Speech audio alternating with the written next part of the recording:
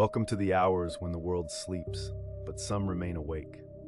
Welcome to the stories of those who work while darkness settles over cities and towns, while streetlights hum their quiet songs, and while the rest of humanity drifts into dreams. These are the true stories from night shift workers, the men and women who know a different reality, a gentler, stranger world that exists only between sunset and sunrise. Let yourself settle in now, finding a comfortable position, allowing your breathing to slow and deepen as we enter this twilight realm together. The night shift begins when others are leaving, when the parking lots empty out, and the fluorescent lights take on a different quality, softer somehow, more forgiving. There is something peaceful about this transition, this moment when responsibility shifts to those who will hold vigil through the dark hours. Our first story comes from a hospital night nurse named Margaret, who has walked the corridors of St. Vincent's Medical Center for 17 years, always during the hours between 11 at night and 7 in the morning. She knows the particular silence of hospital hallways at 2 a.m., that specific quality of stillness that settles over even the most urgent places of healing. The sounds are different at night, she says, her voice calm and measured. You hear things you never noticed during the day. The hum of the HVAC system, the distant beep of monitors, the soft shuffle of slippers as patients who cannot sleep wander the approved areas of their wards. But sometimes, Margaret tells us, there are other sounds that don't quite fit into the ordinary pattern of the night. The sound of a call button from a room that has been empty for weeks. The gentle creak of a door in a wing that has been closed for renovation. The whisper of fabric, like someone's gown brushing against the wall, in a corridor where she is absolutely, positively alone. Margaret doesn't speak of these things with fear, but with a kind of reverent acceptance. The hospital has been here for 93 years, she reminds us, and in that time, thousands have passed through its doors. Some arrived in joy, bringing new life into the world. Others came in their final moments, crossing from one state of being into another. It makes sense, she says softly, that some trace of all that living and dying might remain, like echoes in a canyon, harmless and somehow comforting. One night, she recalls, she was checking the medication cart on the 4th floor, the orthopedic wing, when she heard footsteps behind her. Steady, unhurried footsteps, the kind that come from sensible nursing shoes on linoleum floors. She turned, expecting to see her colleague Sarah, but the corridor was empty. The footsteps continued for a moment, then faded, as if whoever was walking had simply turned a corner that wasn't there. Margaret finished her count, made her notes, and continued with her rounds. This is the rhythm of the night shift, she explains, the acceptance of small mysteries, the understanding that not everything needs an explanation. The important work continues, the medications administered on schedule, the patients comforted, the vital signs recorded. The rest is just the hospital settling into its nighttime self, breathing its own slow, steady breath alongside those who sleep within its walls. Let us continue deeper into the night, where the hospital's rhythm grows even quieter, even more gentle. Margaret tells us about the patients who aren't quite there, the ones she sees from the corner of her eye. Room 427 is where it happens most often, a private room at the end of the west wing with windows that look out over the parking lot and the city beyond, its scattered lights twinkling like earthbound stars. The room is used for recovering surgical patients, people who stay for 3 days, perhaps 4, before returning home. It is painted a soft, peaceful green, and the blinds are always those vertical ones that make a gentle clicking sound when the air conditioning cycles on. Margaret was checking on a patient in 427 one Thursday night, a woman recovering from a hip replacement, sleeping soundly with the help of carefully measured pain medication. As Margaret updated the chart, she became aware of another presence in the room, a figure sitting in the visitor's chair by the window. Her first thought, she remembers, was that it was odd for a family member to be here so late. It was nearly 3 in the morning. She turned to politely explain the visiting hours and found the chair empty, though she could have sworn, absolutely sworn, that someone had been sitting there just a moment before. The strange thing was, she felt no alarm, no quickening of her heartbeat. Instead, there was a feeling of calm companionship, as if whoever had been sitting there was simply watching over the sleeping patient, keeping a peaceful vigil. Margaret has learned not to question these moments too deeply. The night shift teaches you that reality is softer around the edges than we usually acknowledge, that there are more things present in the world than we can see with our ordinary senses. She finished her check, adjusted the IV drip, and moved on to the next room, carrying the peaceful feeling with her like a blanket. Down the hallway in another wing of St. Vincent's, we meet James, an overnight security guard who has been walking these floors for 12 years. James knows every corner of the hospital, every stairwell and storage room, every shortcut and dead end. He walks his rounds with steady, measured steps, his flashlight a dependable companion, though the hospital is well lit, and he rarely needs it. The flashlight is more for comfort, he admits, a talisman against the darkness that presses against the windows. James tells us about the doors, specifically the door to the old pediatric wing, which was closed down 8 years ago when the new children's hospital opened across town. The wing is locked now, secured with a heavy padlock and a sign that reads "Authorized personnel only." Except that sometimes, when James walks past on his rounds, the door is standing open, just a crack, as if inviting him to peer inside. The first time it happened, he checked with maintenance, filed a report, had the lock inspected. Everything was secure, they assured him. It wouldn't open on its own. Yet it continues to happen, perhaps once a month, perhaps twice. James no longer files reports.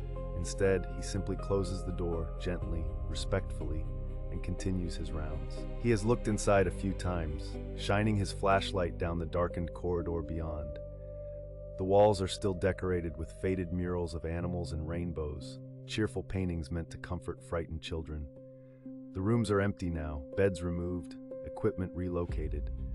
But James swears he can sometimes hear the distant sound of laughter, the kind of sound children make when they're playing a game, joyful and light. He doesn't find it frightening, this phantom laughter.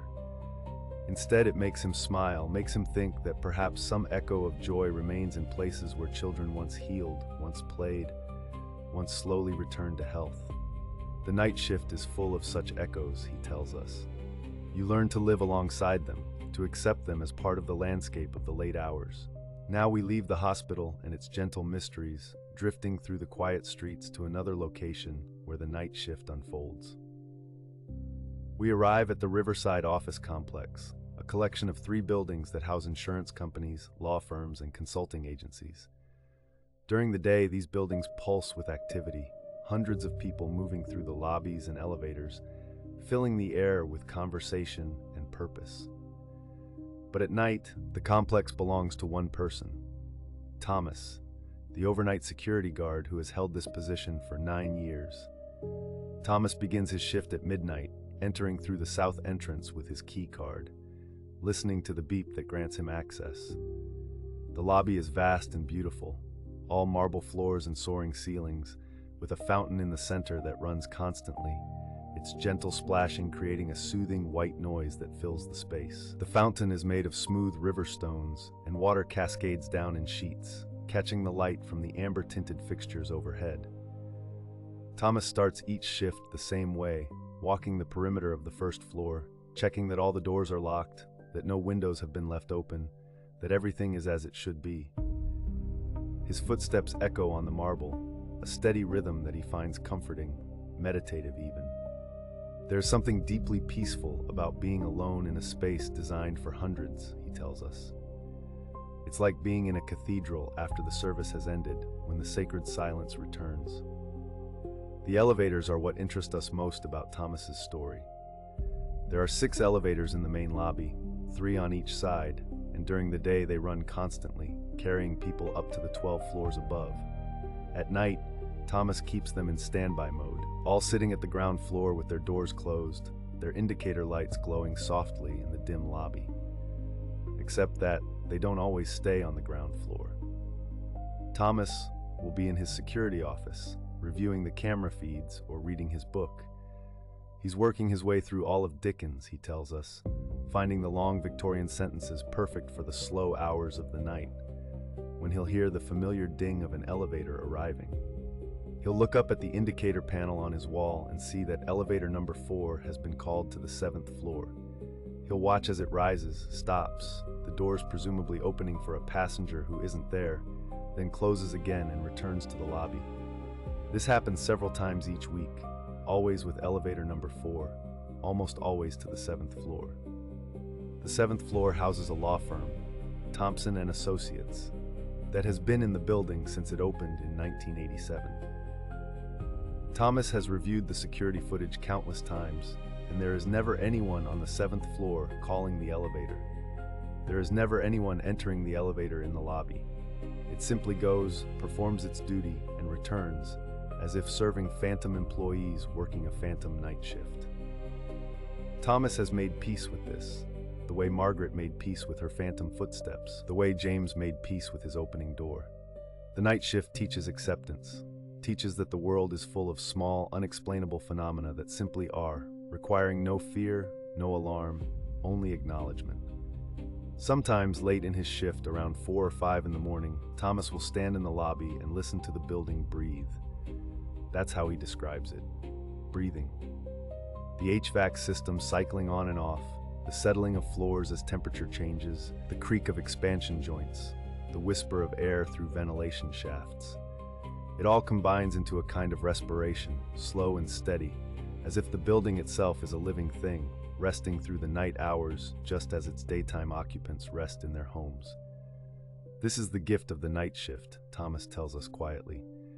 You learn that you're never truly alone, that even in emptiness there is presence, that the boundaries between animate and inanimate are softer than we assume. You become part of the building's night, a guardian, yes, but also a companion, sharing the peaceful hours of darkness together. The night deepens now, and we find ourselves growing quieter, more contemplative, as we listen to another voice from the hours of darkness. This is Sarah, a night nurse like Margaret, but Sarah works in a different kind of facility, a long-term care center called Meadowbrook, where elderly residents live out their final years in comfort and dignity. Sarah's shift runs from 10 at night until 6 in the morning, and her duties are gentle ones. Administering medications, checking on sleeping residents, responding to call buttons, and providing comfort to those who wake confused or frightened in the dark hours. The hallways at Meadowbrook are carpeted in a soft, dusty blue, and the lighting is kept low at night, just bright enough for safety, but dim enough to encourage rest. Sarah walks these hallways with practiced quiet, her shoes making barely a whisper on the carpet. She knows each resident by name, knows their routines and preferences, knows who sleeps soundly and who struggles with insomnia, who needs an extra blanket and who prefers the window cracked open despite the chill. There is a particular room at Meadowbrook, room 118, that Sarah speaks about with a mixture of fondness and wonder. Room 118 currently houses Mr. Peterson, a 92-year-old former teacher who sleeps peacefully most nights, his gentle snoring a constant rhythm. But before Mr. Peterson, room 118 was home to Mrs. Eleanor Fitzgerald, who lived at Meadowbrook for 7 years before passing away peacefully in her sleep 18 months ago. Mrs. Fitzgerald had been a pianist, Sarah tells us, a concert pianist who performed all over the world in her youth. Even in her final years, even as dementia slowly claimed her memories, she would sit at the piano in Meadowbrook's common room and play, her fingers remembering what her mind had forgotten. Sarah often heard music coming from room 118 in the months after Mrs. Fitzgerald's passing, faint strains of Chopin or Debussy, so quiet she couldn't be entirely sure she was hearing it at all. It could have been her imagination, or sound carrying from somewhere else, or the building's ventilation system creating melodic whispers. But she chose to believe it was Mrs. Fitzgerald, still playing her beloved pieces, still filling the night with beauty. The music has faded now, or perhaps Sarah has simply stopped noticing it, but she still feels a particular warmth when she checks on Mr. Peterson in room 118, still feels as though the room holds something gentle and artistic in its walls. The night shift in a place like Meadowbrook is sacred work, Sarah tells us softly. You are present for the quietest, most vulnerable hours of people's lives. You witness their dreams, their midnight fears, their moments of confusion when they wake and don't remember where they are. and you provide the calm, steady presence that helps them settle back into peace. Sometimes residents pass away during the night shift, Sarah continues, her voice remaining gentle and soothing despite the subject. It is always peaceful at Meadowbrook, always with dignity and comfort. And Sarah has noticed, as have her colleagues, that in the hours after someone passes, there is often a particular quality to the air, a sense of presence that slowly fades over the course of the night. She describes it as similar to the feeling of someone having just left a room, that subtle warmth and displacement of air that tells you a space was recently occupied. The other nurses feel it too. They speak of it quietly among themselves during their breaks, sharing tea in the small staff room, comparing notes.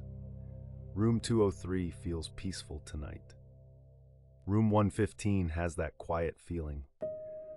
They understand, without needing to explain, that they're speaking of those who have recently departed, those whose presence seems to linger for a little while before moving on completely.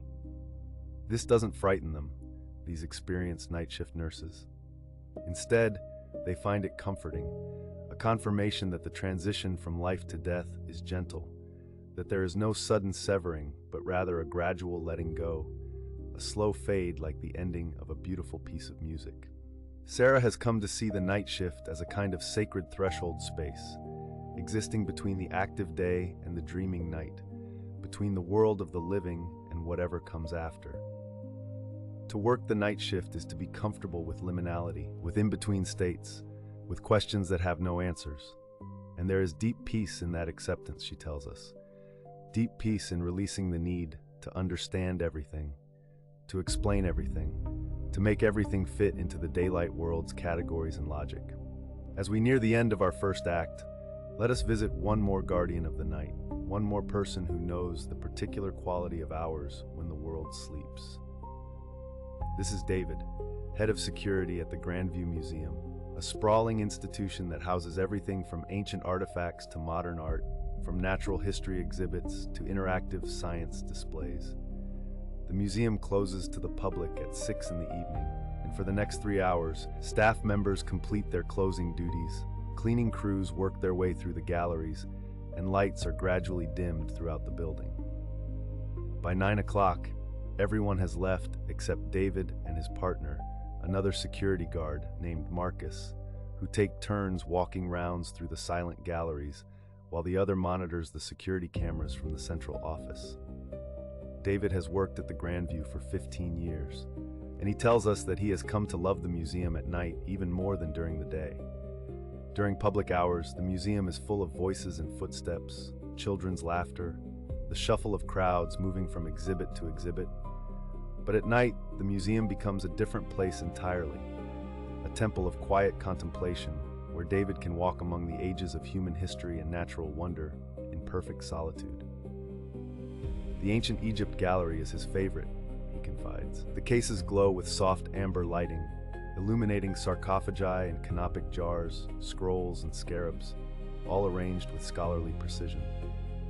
The walls are painted a deep, dusty blue, and hieroglyphics have been reproduced in gold leaf, creating an atmosphere that feels both educational and sacred. David often pauses here during his rounds, standing before the sarcophagus of Nesetenebetashru, a priestess who lived over 3,000 years ago, her painted face serene and timeless behind the protective glass. He swears, though he knows how it sounds, that sometimes the eyes of the sarcophagus portrait seem to follow him as he walks past. Not in a menacing way, he's quick to clarify, but with what feels like gentle curiosity, as if these ancient souls are aware of his presence, appreciative even of his guardianship. The museum is full of such small mysteries, he tells us. Displays that are subtly rearranged between rounds, though no one could have moved them. Footsteps in the gallery above when you know you're alone in the building. The feeling, persistent and unshakable, that you are being observed by the countless eyes in the portrait gallery, by the taxidermied animals in natural history, by the sculptures and statues positioned throughout the halls. But these mysteries are never threatening, David emphasizes. The museum at night feels peaceful, protected even, as if all the objects within its walls have formed a kind of community, a society of things that watch over each other through the dark hours. He has developed a routine of greeting certain pieces as he passes them. Good evening to the Renaissance paintings in Gallery 7. Hello to the dinosaur skeleton that dominates the natural history wing, its bones assembled into a position of eternal mid-stride. A quiet nod to the suits of armor in the medieval collection, standing in their glass cases like knights on eternal watch. This might seem strange to those who work day shifts, David acknowledges with a gentle laugh, but the night shift teaches you different relationships with the spaces and objects around you. When you are the only human presence in a vast building full of things created by human hands, worn by human bodies, looked upon by human eyes across centuries, you begin to feel a kind of kinship with it all. You become part of the museum's night, another artifact in a way, another piece of the collection performing your designated function. The most profound moments, David tells us, his voice dropping to almost a whisper, come around 3 or 4 in the morning, when the night is at its deepest and quietest. The building settles into its most complete state of rest. The silence becomes so total that you can hear your own heartbeat, and time seems to slow and stretch like honey. In these moments, walking through galleries that span millennia of human existence, David feels connected to something vast and ancient, to the great continuum of people who have lived and created and wondered about their place in the universe. The night shift at the museum is meditation, is pilgrimage, is a kind of prayer. And as David describes this, as we listen to his quiet reverence, we too begin to feel that deep stillness, that sense of being suspended in the peaceful hours of darkness, held gently in the space between day and day, where mysteries are allowed to exist without explanation, and where the boundaries of the ordinary world soften and blur in the most comforting way. And so we drift now from those hospital corridors and security stations, floating gently through the quiet darkness to another kind of night watch, another form of vigil kept while the world sleeps.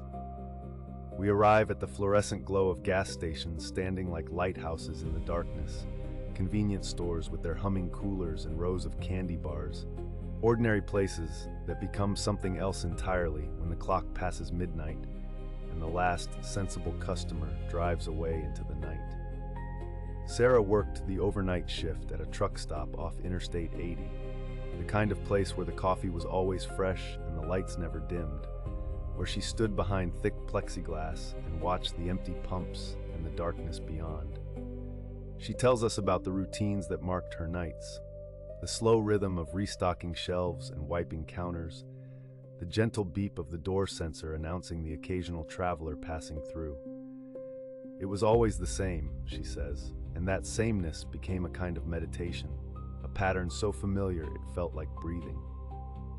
Around 3 in the morning, when the space between cars grew longest, when even the truckers had pulled over to sleep and the highway stretched empty in both directions, that's when the unusual things would happen. Not every night, but often enough. The phone would ring, she says, its sound cutting through the hum of the refrigerators and the buzzing of the fluorescent lights. She would answer it, her voice echoing slightly in the empty store, and there would be silence on the other end. Not the silence of a dead line, but the silence of someone listening, someone breathing softly, waiting. After a moment, she would hang up gently, return to her tasks, and the routine would continue. Then exactly 7 minutes later, the phone would ring again. Always 7 minutes. She timed it once, she tells us, and then many times after that, and it was always the same. 7 minutes, the same listening silence, the same soft breathing that might have been static or wind or something else entirely. She stopped answering after a while, she says, letting it ring 4 times before the voicemail picked up. But even unanswered, she could feel those calls, could sense them in the pauses between other sounds, in the spaces between heartbeats. And then there were the customers who didn't quite make sense, who appeared at the door without a car in the lot, who asked for cigarettes or lottery tickets in voices that seemed to come from far away, who paid in exact change, counted out slowly, coin by coin, and then walked back into the darkness, without ever appearing on the security camera footage she checked the next morning. Just empty frames of parking lot and no one there at all. Marcus worked at a 24-hour convenience store in a neighborhood that transformed completely after dark, where the busy daytime streets gave way to empty sidewalks and the occasional passing headlights, where the familiar became unfamiliar in the gentlest, most disorienting way. He describes the way he would stand at the register, sorting receipts or reading between customers, glancing up at the large windows that reflected his own image back at him against the darkness outside. During those long, quiet hours, he would sometimes catch movement in his peripheral vision, a figure passing the window, walking along the sidewalk outside. He would look up fully, his attention shifting from the magazine or the inventory list, and there would be nothing there. Just the empty sidewalk, the parked cars silent and still, the streetlights casting their amber glow on pavement. This happened so regularly, he tells us, that he began to expect it, to anticipate those phantom movements that dissolved the moment he looked directly at them. It became part of the rhythm of his shift, as normal as the coffee pot brewing every hour or the delivery truck that came at 4:30 each morning. He found it almost comforting after a while, he says, these glimpses of something that wasn't quite there, these gentle reminders that the night held things the day did not. There was a regular customer too, though regular might not be quite the right word.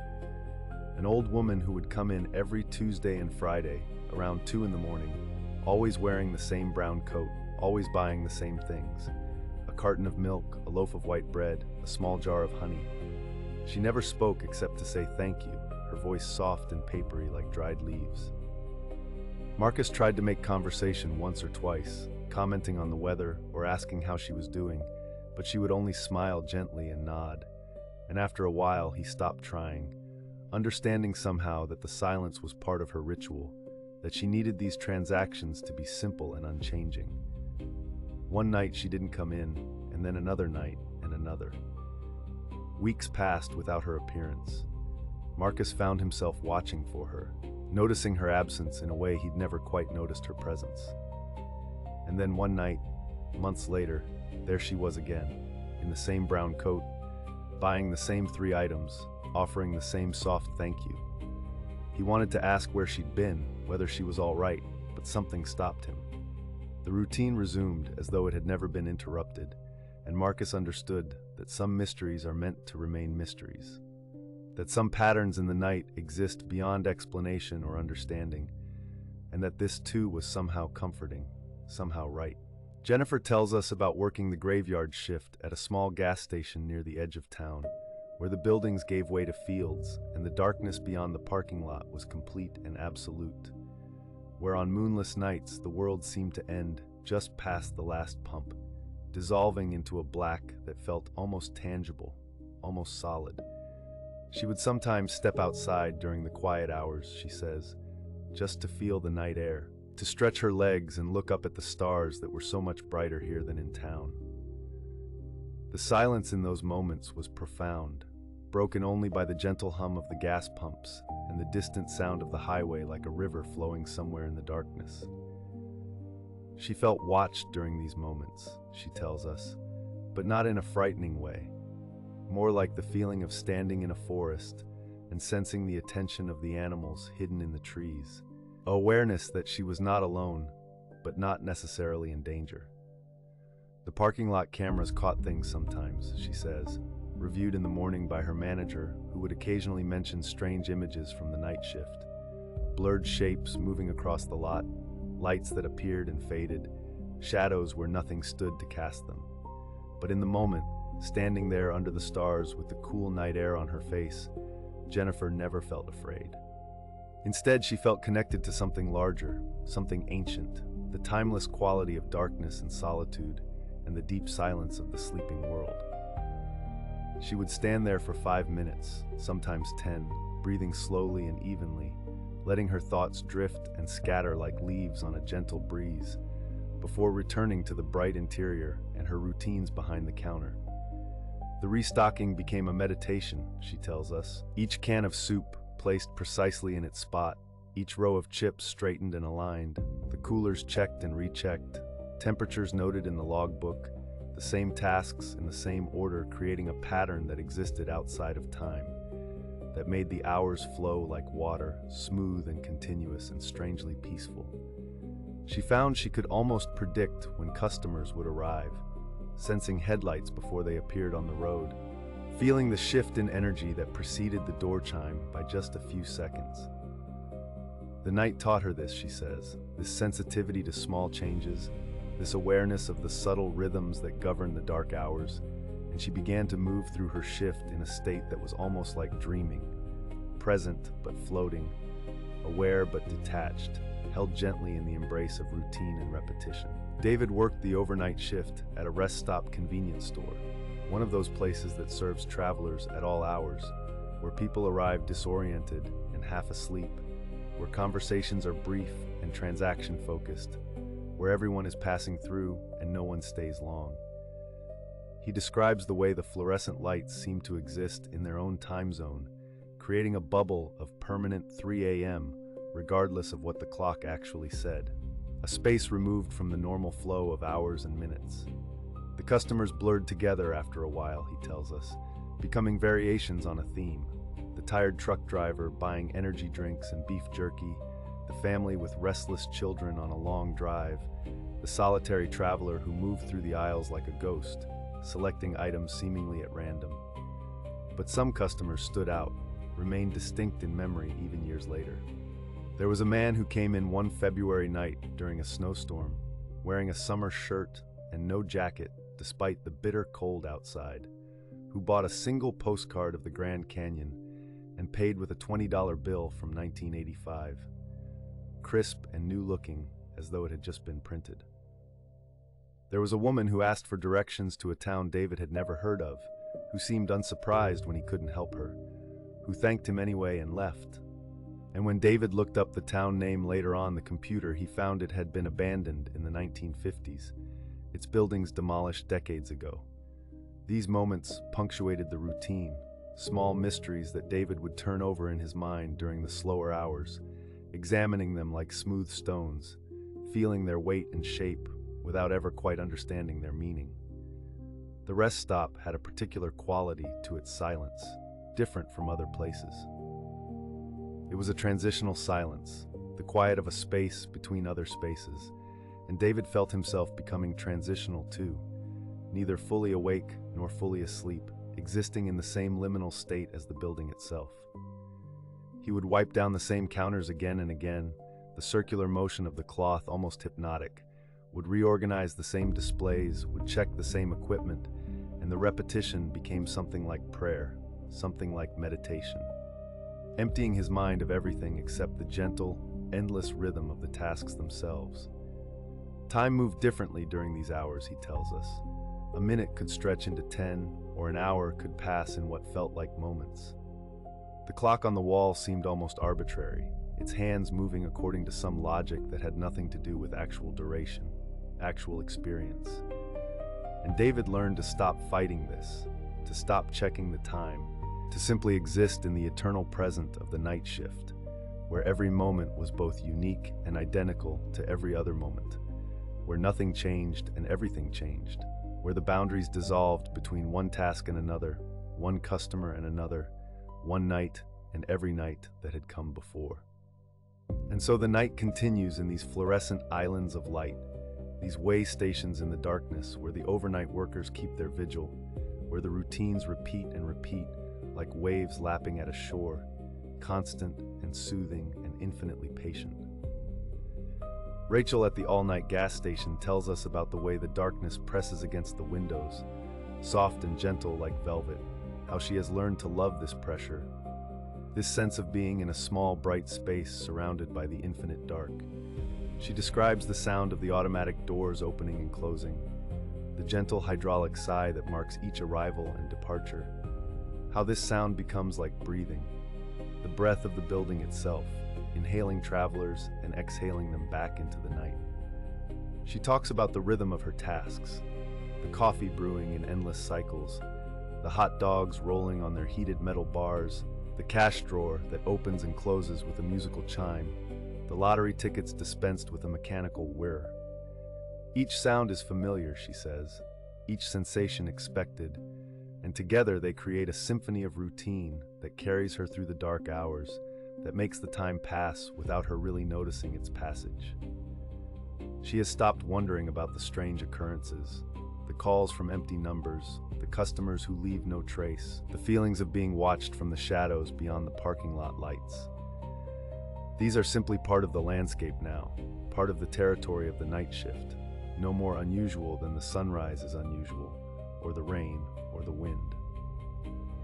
She moves through her duties with a peaceful efficiency, her hands knowing where everything belongs, her body understanding the pattern of movement from register to stockroom to coffee station and back again. And in this repetition, she finds something like meditation, something like rest even while working, a quiet place in her mind where thoughts drift and float like clouds, where nothing urgent presses, where all is gentle and soft and slow. The hours fold into each other seamlessly now, and we feel ourselves folding with them, settling deeper into this world of fluorescent light and routine tasks, of small mysteries accepted without question, of the peaceful solitude of working while others sleep. The night shift workers continue their vigil, and we continue with them, watching the darkness through their eyes, feeling the comfort of repeated patterns, understanding that there is safety in routine, that there is peace in the unchanging rhythm of familiar tasks performed in the deep stillness of the night, again and again and again, gentle and soothing as a lullaby, carrying us softly towards sleep. And so we move now, carried on that gentle rhythm, into the spaces where emptiness itself becomes a kind of companion. The vast buildings that stand dark and silent, while the world outside sleeps, waiting for those who tend them in the quiet hours. Marcus has been cleaning the 47th floor of the downtown tower for 11 years now, always arriving at midnight when the last of the late workers have finally gone home, when the fluorescent lights dim to half power and the automated systems settle into their nighttime mode. He tells us about the sound his cleaning cart makes as it rolls across the polished floors, that gentle rumble of wheels on marble, the soft clink of supplies shifting in their plastic caddy, a rhythm so familiar it has become like breathing, like heartbeat, steady and sure and endlessly repeating through the empty corridors. The building is different at night, he says, not frightening but peacefully hollow, a shell waiting to be filled again with morning. And there is something meditative about moving through these spaces, about knowing every corner and doorway, about the way his footsteps echo softly in the vast openness, creating patterns of sound that fold back on themselves, layer upon layer of quiet repetition.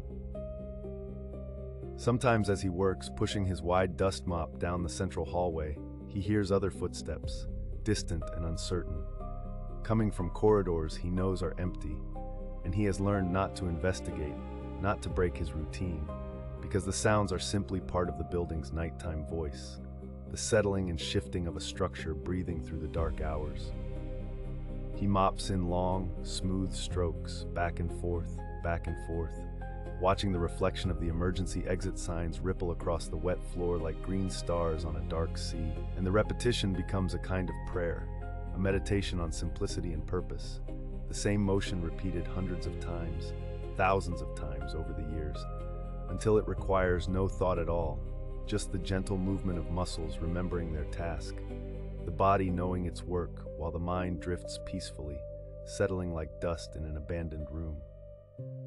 Marcus tells us that around 2 in the morning, the elevator sometimes rises to his floor on its own, the doors sliding open to reveal an empty car, the soft chime echoing through the vacant space, and he simply nods to it as though greeting an old friend before returning to his work, to the soothing repetition of his routine.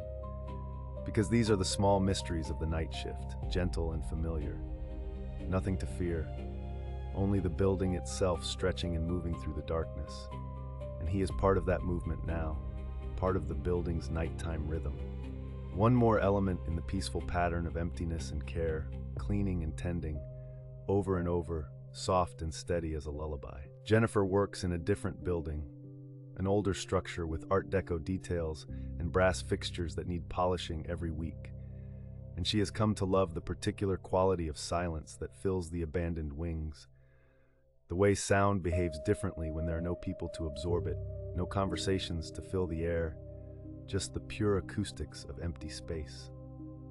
She begins her shift at 1 in the morning in the East Wing, where the executive offices sit dark and still, their heavy wooden doors closed like sleeping eyes, and she moves from room to room with her dusting cloth and spray bottle, tending to desks and windowsills, picture frames and bookshelves, her movements slow and deliberate, almost ceremonial in their consistency.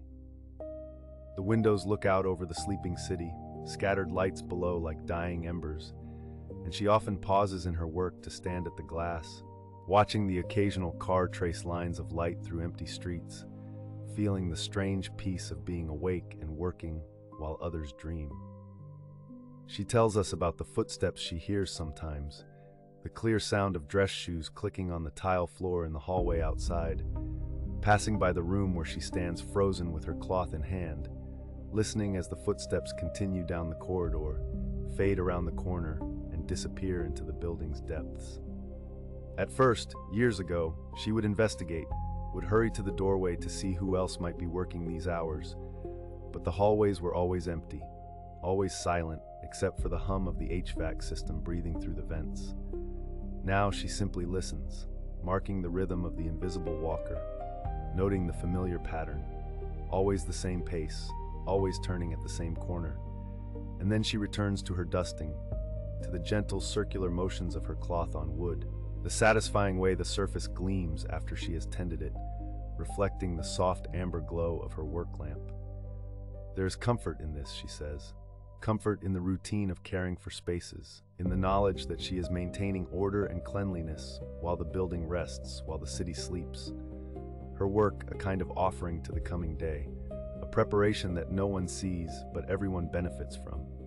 Invisible labor that sustains the visible world. Around 3 in the morning, she vacuums the conference rooms, and the sound is both loud and soothing, drowning out the small mysteries of the empty building, creating a cocoon of white noise that wraps around her like a blanket, and she falls into the rhythm of overlapping passes, the gentle back and forth motion, watching the carpet pile rise and fall under the vacuum's touch, creating patterns of light and shadow in the fabric, temporary art that will be walked over and forgotten by tomorrow's meetings, but perfect and peaceful in this moment, in this quiet hour when she is the only witness, the only one who sees the building in its sleeping state, beautiful in its emptiness, serene in its solitude. David maintains the mechanical systems in a research facility, monitoring the boilers and air handlers, checking pressure gauges and temperature readings, walking the same route through the basement levels every night for the past 15 years. And he has come to know the building's sounds so intimately that he can hear when something is wrong, when a pump is running just slightly off rhythm, when a fan bearing is beginning to wear. His ears attuned to the building's mechanical heartbeat, the way a doctor learns to hear the subtleties of a human pulse. The basement corridors are narrow and painted in institutional cream, lit by caged bulbs that cast circles of amber light every 20 feet, creating rhythms of brightness and shadow that repeat endlessly as he walks his rounds, his boots making soft scuffing sounds on the concrete floor, his flashlight beam dancing ahead of him, even though he knows every turn and doorway by heart. He tells us that the building speaks to him in groans and hisses, in the clank of expanding pipes and the whisper of air moving through ductwork, a language of mechanics that has become as familiar as his own voice. And there is something deeply peaceful about this communication, about understanding the needs of these systems, about the simple clarity of mechanical problems and mechanical solutions. No ambiguity, no confusion, just cause and effect, action and result, repeating in reliable patterns through the darkness. Sometimes as he rounds a corner, his flashlight beam catches movement ahead, a shadow that seems to step through a doorway, and his pulse quickens for just a moment before settling again, because these shadows are old friends by now. Glimpses of something that shares the space with him, harmless and perhaps even companionable in their way, other night dwellers in this underground realm. He checks his gauges, noting the readings in his worn logbook, the same numbers appearing night after night with only minor variations, creating pages of data that tell the story of consistency, of systems functioning as designed, of order maintained in the hidden spaces beneath the visible world.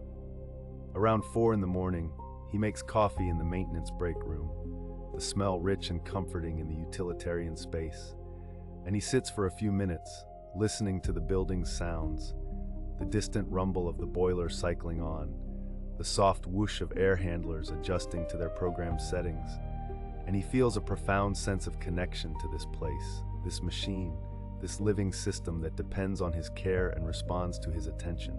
And there is purpose in this, meaning in the maintenance of essential functions, in keeping the building alive and breathing through the night so that others can work in comfort during the day, never knowing about the systems that sustain them, never thinking about the overnight guardian who walks the basement corridors, checking and adjusting, listening and responding, part of the building's rhythm now, woven into its mechanical dreams, steady and reliable as the cycle of day and night, gentle and constant as sleep.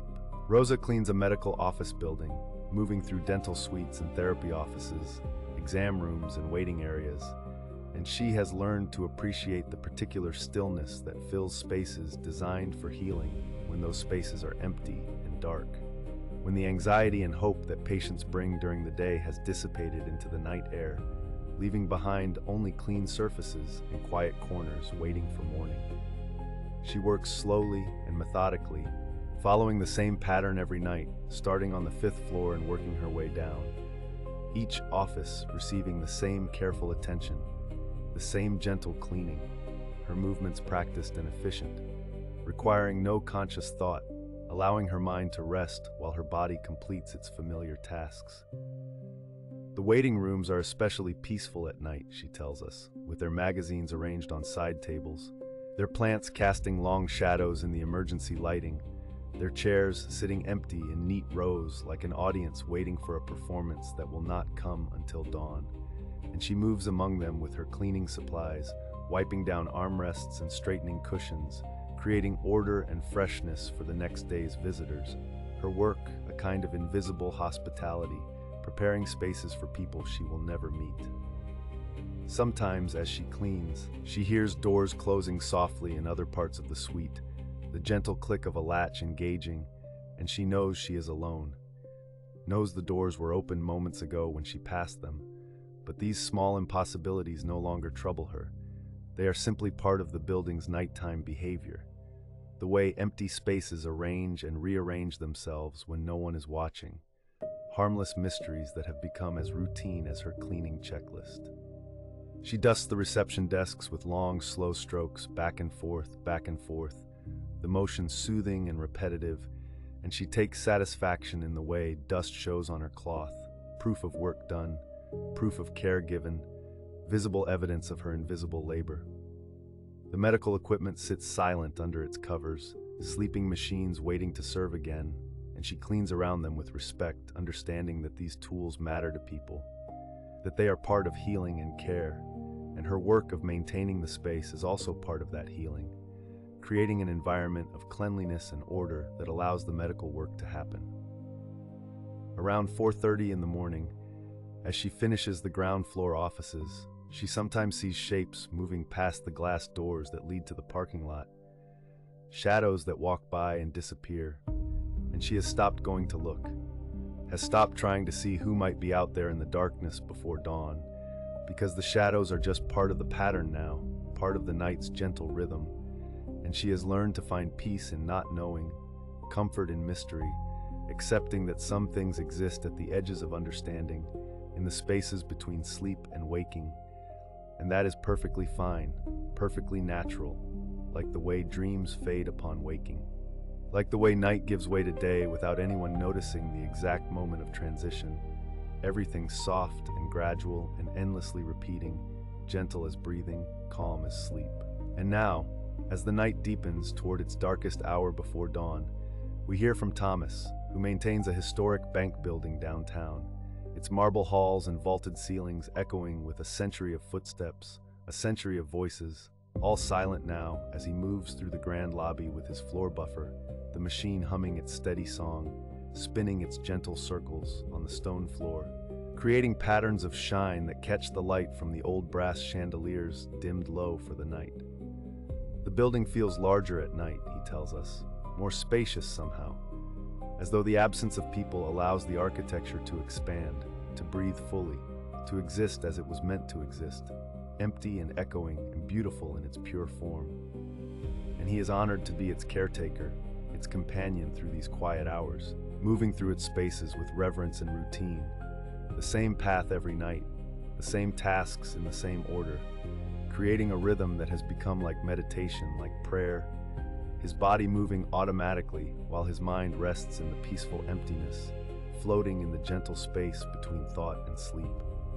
He tells us about the elevator, the old-fashioned kind with a brass gate that rattles when it moves, and how sometimes he hears it ascending or descending when he is working on a different floor, the mechanical grinding of cables and gears, the rumble of the car passing through the shaft, and when he goes to look, the elevator is always sitting still, always waiting empty on whatever floor it happens to be on.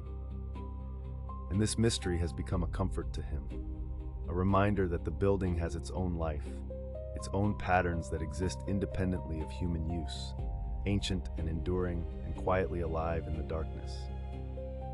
He polishes the brass fittings with slow circular motions, his reflection appearing and disappearing in the metal surface, distorted and dreamlike, and the repetition of the motion, the gentle pressure of cloth on metal, the gradual transformation from dull to bright, becomes hypnotic, becomes a kind of rhythm that seems to slow time itself, each moment stretching and softening, each breath deepening, each thought drifting further away like clouds dispersing in a gentle breeze. And as he works, moving through the building's vast spaces, tending to its surfaces and systems, he feels a profound peace settling over him.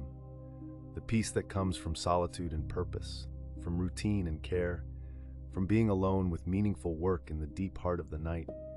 And this peace extends outward, filling the empty hallways and vacant offices, flowing through the building like slow water, like gentle light, carrying everything softly toward the coming dawn, toward the moment when the building will wake and fill with people again.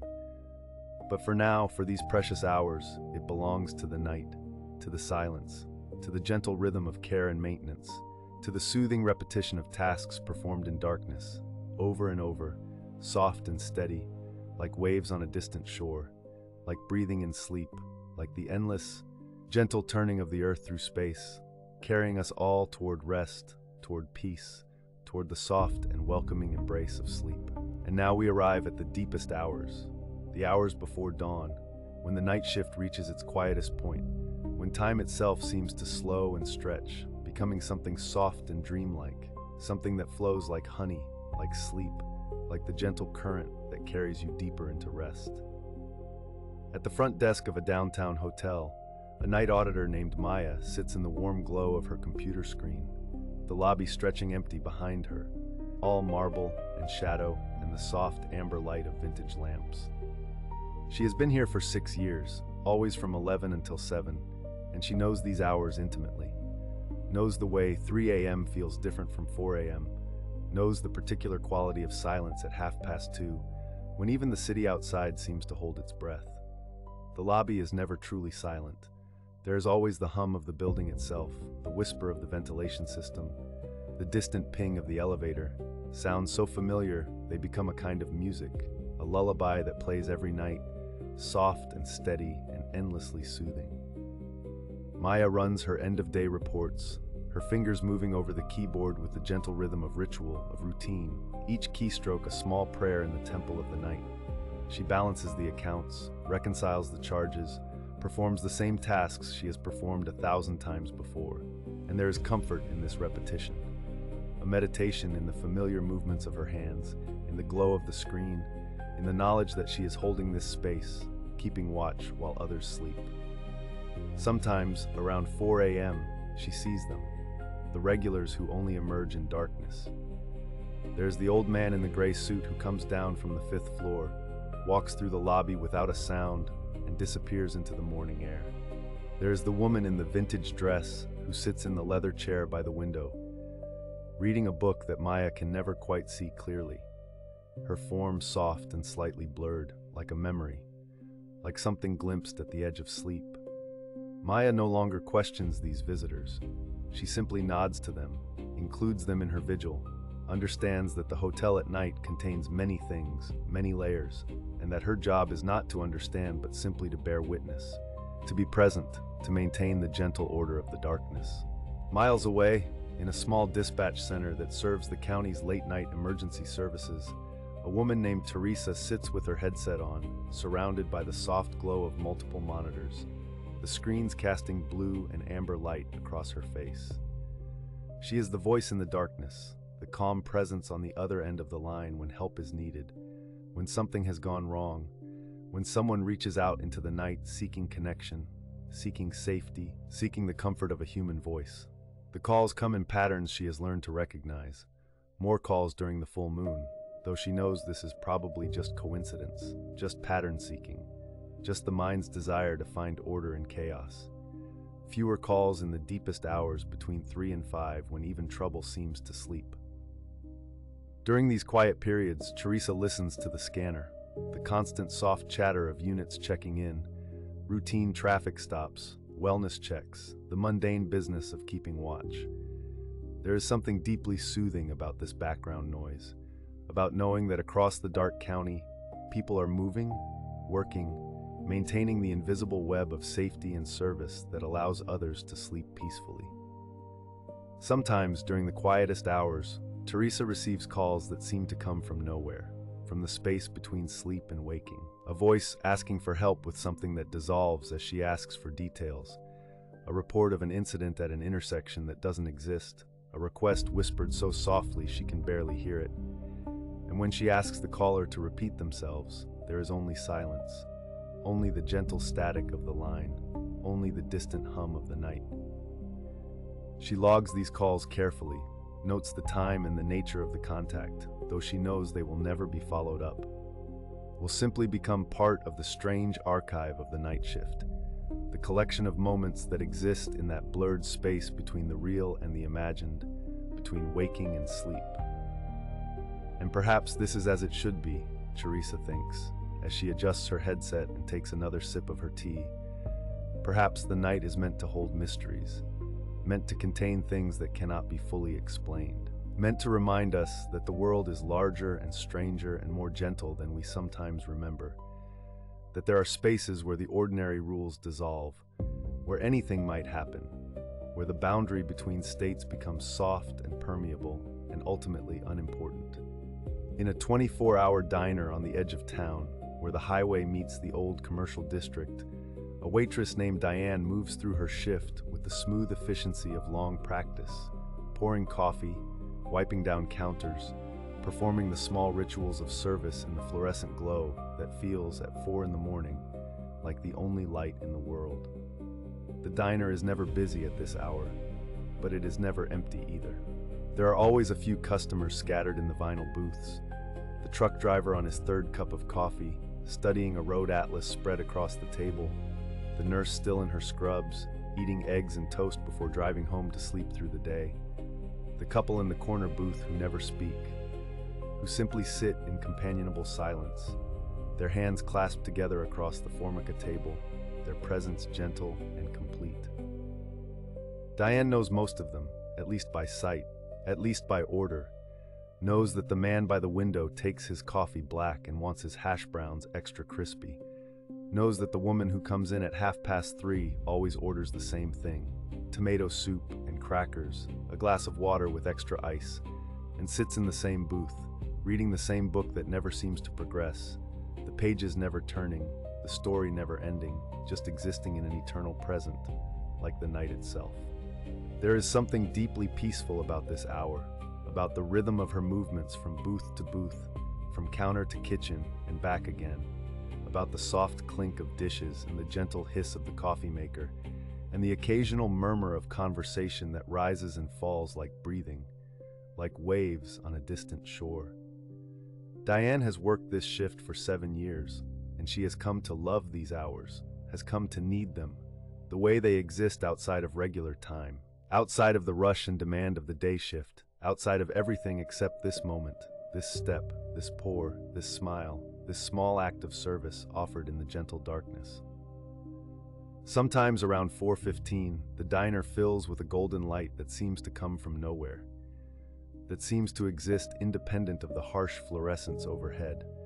A warm glow that makes everything soft and slightly unreal, that makes the customers look like figures in a painting, that makes Diane feel as though she has stepped into a dream, into a story being told somewhere far away, about a diner at night, about the people who gather there, about the small refuge of light and coffee and human presence in the vast darkness, about the way we reach for each other, again and again, offering comfort in the simplest ways, offering connection, offering the gift of our attention, our service, our care. And in these hours before dawn, in these deepest moments of the night, the boundary between sleeping and waking grows thin, grows soft, becomes something permeable and gentle, something you can drift through without effort, without even noticing the transition. The stories blur together now, the hotel auditor and the dispatcher and the waitress, all moving through their routines, all holding their spaces in the darkness, all part of the great rhythm of the night shift. The endless cycle of those who work while others sleep, who maintain the quiet order, who keep watch. There is a man who drives a taxi through the empty streets, following routes that never quite make sense, picking up passengers who vanish before the fare is paid, who leave nothing behind but the faint scent of flowers, of rain, of something sweet and indefinable. There is a woman who stocks shelves in a 24-hour pharmacy, arranging bottles and boxes in perfect rows, creating order from chaos, finding meditation in the simple act of organization, in the soft click of plastic on metal, in the gentle fluorescent hum that becomes a kind of song. There is a radio host in a small studio somewhere, speaking softly to listeners he cannot see, playing music for insomniacs and night workers and people driving through the darkness, his voice a thread of connection, a reminder that no one is truly alone, that even in the deepest hours there are others awake, others listening, others moving through the same soft space between night and day. And all of these stories are the same story, really. All of them about the peculiar gift of the night shift, about the way the darkness transforms ordinary work into something meditative, something almost sacred, about the beauty of routine and solitude, and the small moments of connection that punctuate the long hours. The night shift workers are the keepers of these hours, the guardians of the space between sunset and sunrise, and they know things that day workers never learn. They know the particular quality of silence at 3 a.m. They know the way time can stretch and compress. They know that the world at night is softer, stranger, more forgiving, more open to mystery and magic, and the gentle blurring of boundaries that allows us finally to let go, to release our grip on waking, to surrender to the soft and welcoming embrace of sleep, of rest, of peace, knowing that someone is watching, someone is working, someone is maintaining the gentle order while we dream, while we drift, while we finally rest. 4 a.m. becomes 4:30, becomes 5, and the night begins its slow transformation, though not yet to day, not yet to dawn, but to something softer still, to the deepest hour of rest, to the moment when even night workers pause and feel the pull of sleep, when the world reaches its quietest point, when everything slows down to match the rhythm of deep breathing, of gentle heartbeats, of the body's surrender to rest.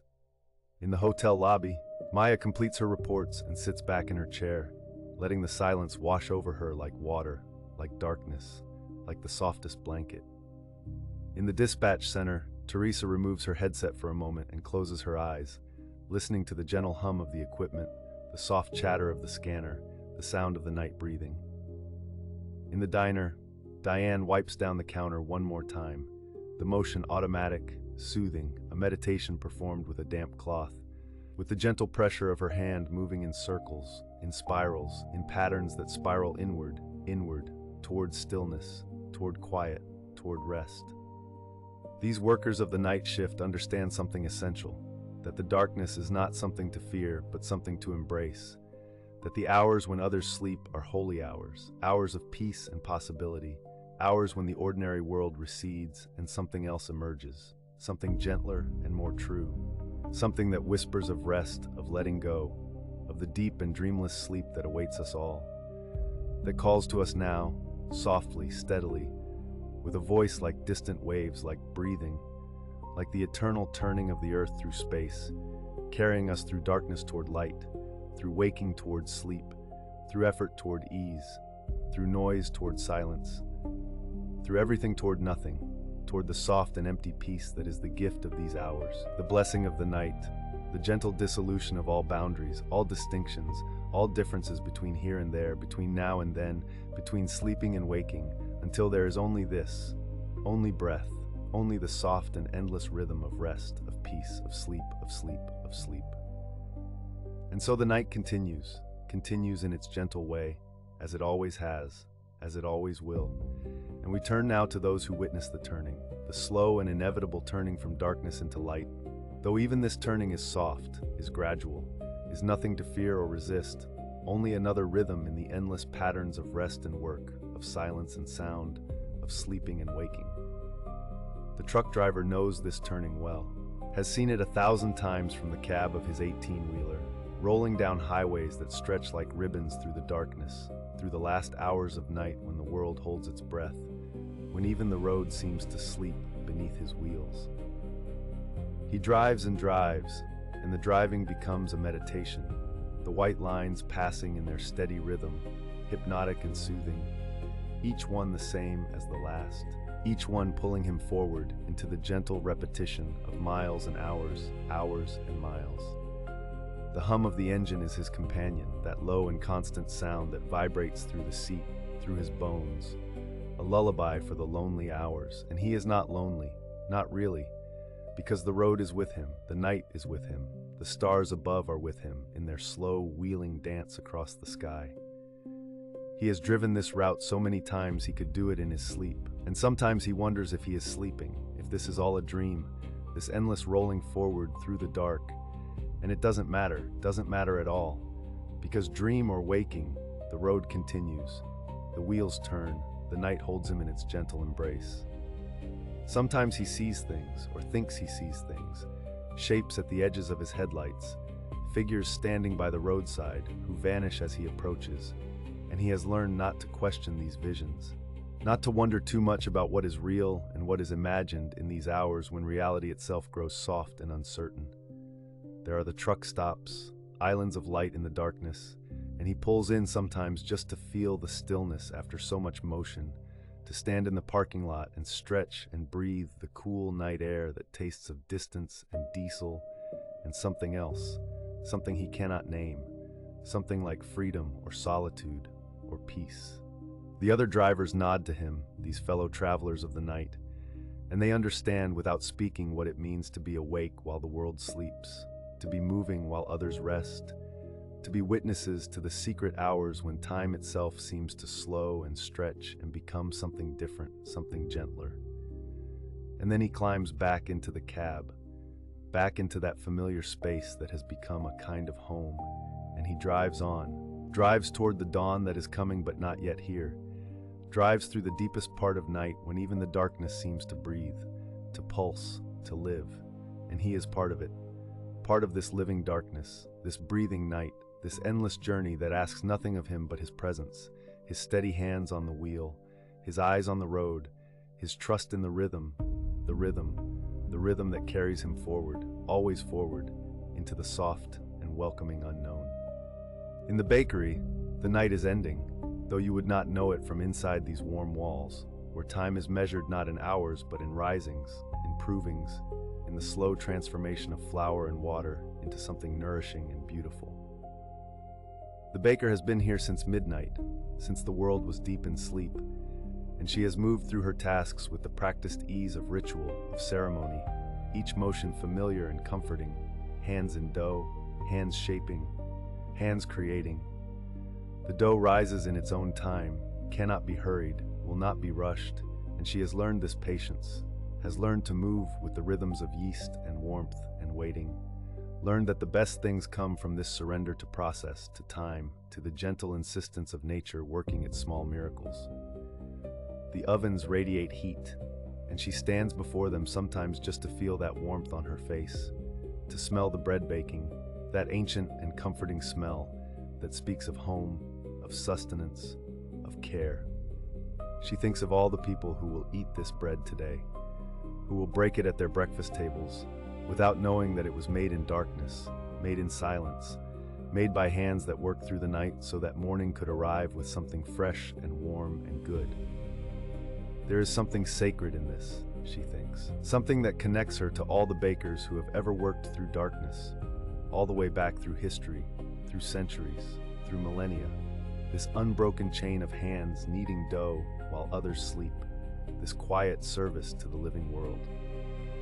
The bakery is her sanctuary in these hours, a place where the confusion and noise of day cannot enter, where there is only the work, the warmth, the soft sounds of her own breathing, and the oven's gentle roar. Sometimes she hears things, or thinks she does, footsteps in the back room where no one else is working, whispers in the corners where flour dust hangs in the air like mist, and she has stopped being frightened by these sounds, has come to think of them as the bakery's own presence, its own life, greeting her in the quiet hours. She has her routines, her patterns, and she follows them with the devotion of prayer. First the sourdough, then the baguettes, then the pastries with their delicate layers, each one requiring its own attention, its own care, its own perfect timing. And as she works, she feels herself becoming quieter inside, her thoughts slowing, her worries falling away like flour sifting through her fingers, until there is only this, only the present moment, only the dough under her hands and the warmth of the ovens and the deep, abiding peace of work that matters, work that feeds, work that connects her to something larger than herself. Outside, she knows, the first hints of light are beginning to touch the eastern sky.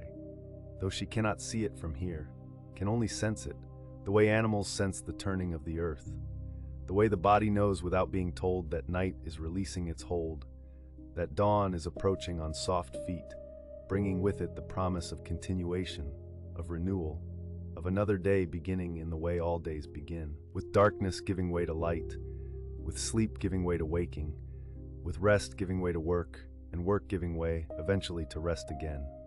This endless circle, this perfect rhythm, this breathing in and breathing out of the world itself. At the airport, the night shift continues in its own particular way, different from the frenetic energy of daylight hours, quieter, stranger, more liminal, as if the airport in darkness becomes a place between places, a threshold between departure and arrival, between going and coming, between here and elsewhere. The worker pushes her cart through the empty terminal, the sound of wheels on polished floor echoing in the vast space, and she is alone, or mostly alone, with just the scattered presence of other night workers, other keepers of this sleeping city within a city. The gates sit empty, waiting, patient as always, and she cleans each one with the same careful attention, wiping down the seats that will hold tired travelers in just a few hours, polishing the windows that look out onto the dark tarmac where planes rest like sleeping birds, their windows dark, their engines silent. There is something peaceful about the airport at this hour, something that contradicts its daytime chaos, as if the building itself can finally breathe, can finally rest, can finally be what it is beneath all the urgency and movement and human drama. She has worked here for years, has seen the night in all its moods, has learned the sounds that are normal and the sounds that are not, has made peace with the feeling of walking through spaces designed for hundreds when there is only herself, only the echo of her footsteps, only the hum of the ventilation system breathing for this sleeping giant of glass and steel. Sometimes she sees the ghosts, or what she thinks of as ghosts, though they might only be memories, impressions left behind by all the people who have passed through here, all the goodbyes and reunions, all the hope and fear and excitement and sorrow that has soaked into these walls, these floors, these windows. She sees a woman in old-fashioned clothes standing at a gate that no longer exists, sees a child running through a hallway that has been renovated 3 times since the child would have been here, sees a man in a pilot's uniform from decades past, and she nods to them, these visitors from other times, and continues with her work, because the work is what matters. The work is what keeps her anchored to the present moment, even as the past swirls around her like invisible mist. Through the windows, she can see the first flights arriving, the planes that left other cities hours ago, crossing time zones and continents, bringing people home or taking them away, this endless circulation, this constant movement that never stops, even in the quietest hours. The sky is beginning to change, she notices, the absolute black of deep night giving way to something softer, a deep blue that is almost purple, almost gray, the color of the hour before dawn when the world holds itself in suspension, balanced between darkness and light, between sleep and waking, between ending and beginning.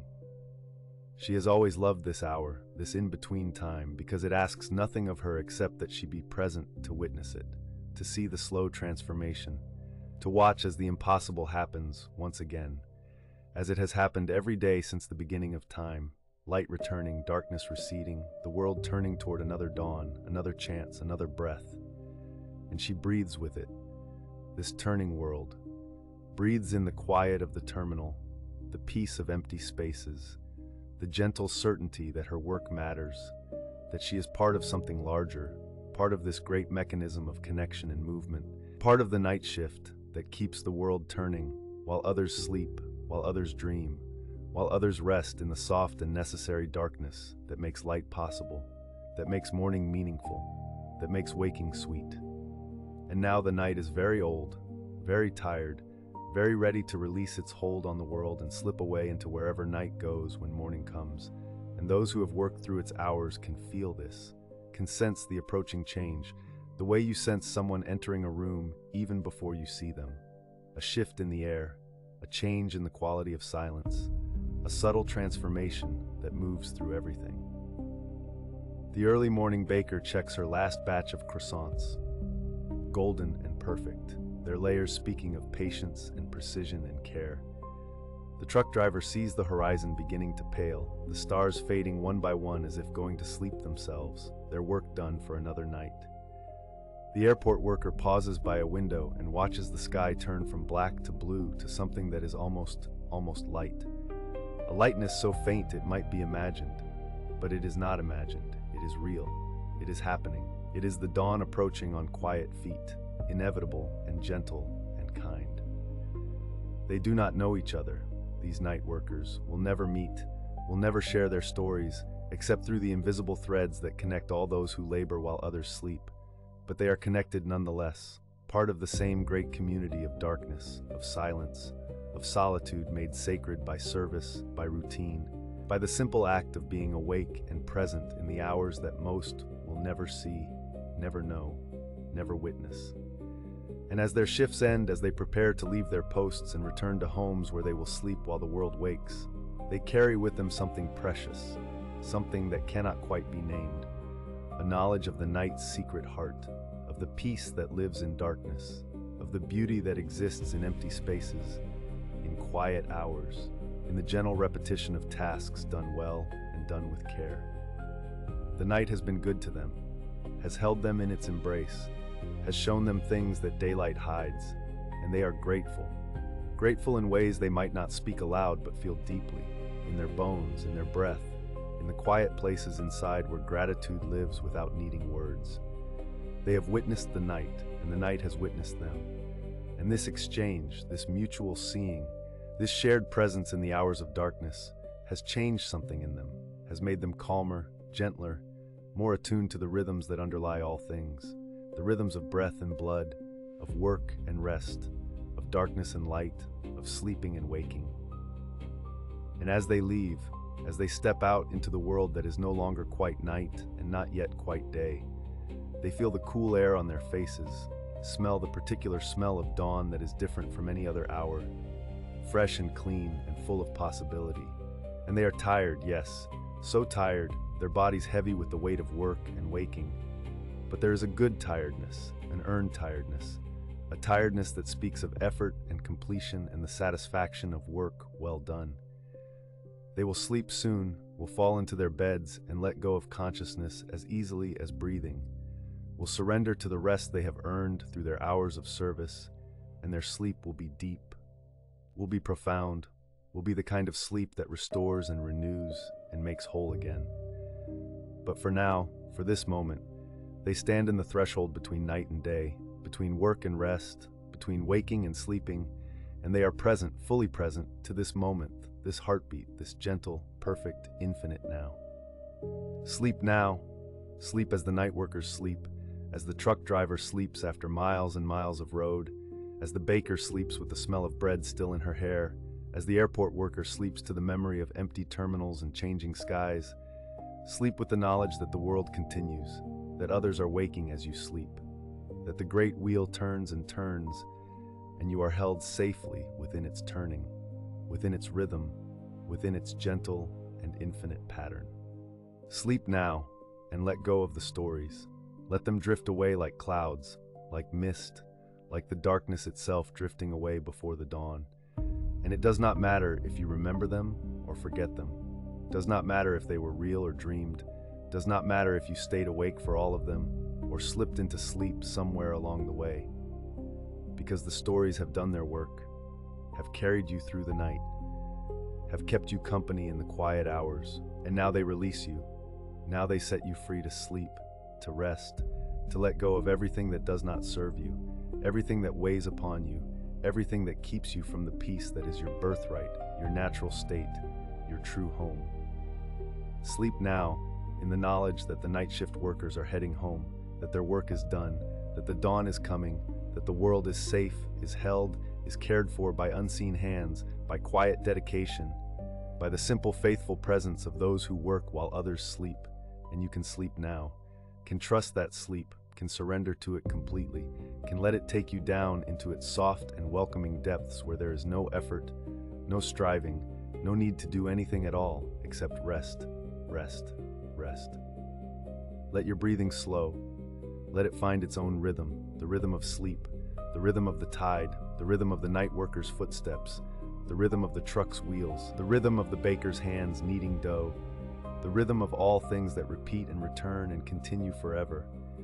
And you are part of this rhythm, have always been part of it, will always be part of it, and it will carry you now into sleep, into dreams, into the deep and restful darkness where healing happens, where restoration happens, where you can simply be, simply exist, simply rest in the arms of the night that has held so many before you and will hold so many after. The night that asks nothing of you now except that you sleep, that you rest, that you let go, let go.